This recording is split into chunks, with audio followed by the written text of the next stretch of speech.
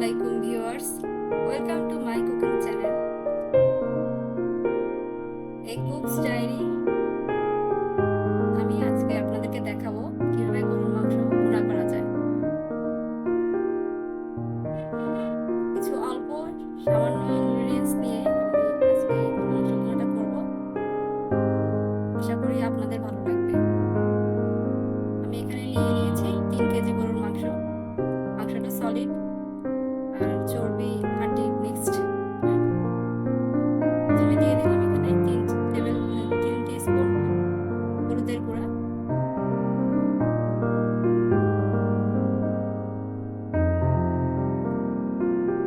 এখন অ্যাড করব 3 টিস্পুন মরিচের গুঁড়া,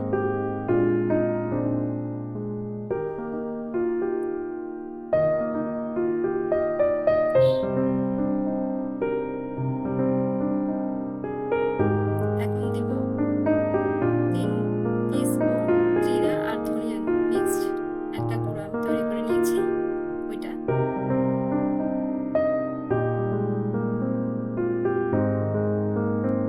এরপরে দিব লবণ স্বাদ অনুযায়ী দিব। আমি এখানে দিয়েছি 3 টিস্পুন থেকে একটু বেশি।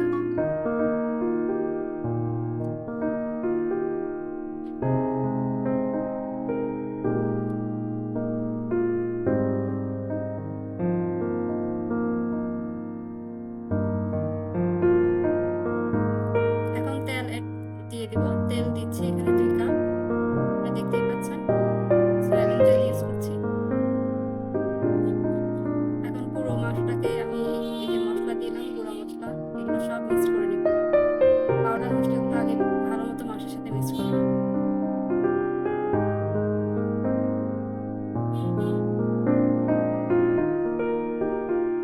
এরপর এখানে দিয়ে দিলাম রসুন আর আদা পেস্ট, প্রায় 6 টিস্পুনের মতো। এখন এটাকেও ভালো মতো মিক্স করে নেব।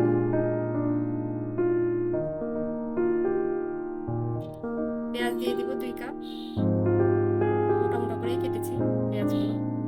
গরুর মাংসের সাথে মোটা মোটা করে পেঁয়াজ দিলে প্রবলেম হয় না, এগুলো সিদ্ধ হয়ে যায়।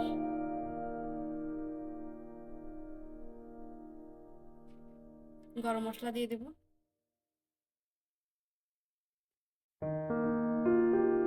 এখন এটা খুব ভালো মতো হাত দিয়ে মেখে নেব, যাতে মশলাগুলো খুব সুন্দর করে মাংসের সাথে মিশে যায়।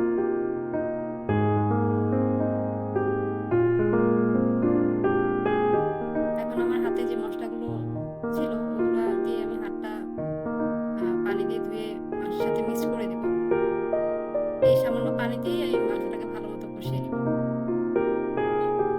ঢাকনা দিয়ে দেবো। ঢাকনা দিয়ে আমি মাংসটাকে কষিয়ে নিয়েছি, তেল ছেড়ে দিয়েছে। ভালো মতো নেড়ে কষিয়ে নেব, যাতে মশলাগুলো ভালো মতো মাংসের মধ্যে প্রবেশ করে।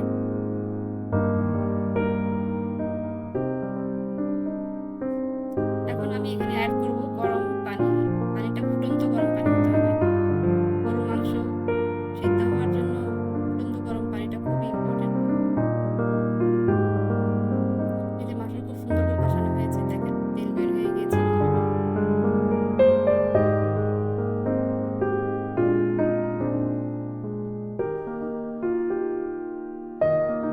ভালো করে নেড়ে এখন আমি এখানে ফুটন্ত গরম পানি ইউজ করব।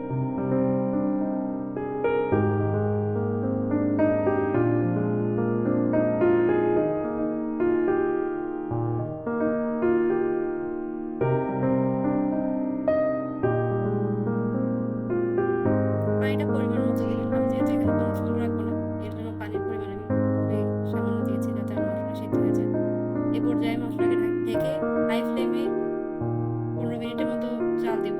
এরপরে ফ্লেম কমিয়ে দিয়ে প্রায় আধা ঘন্টার মতো জাল দেব। টোটাল 45 মিনিট জাল দেব।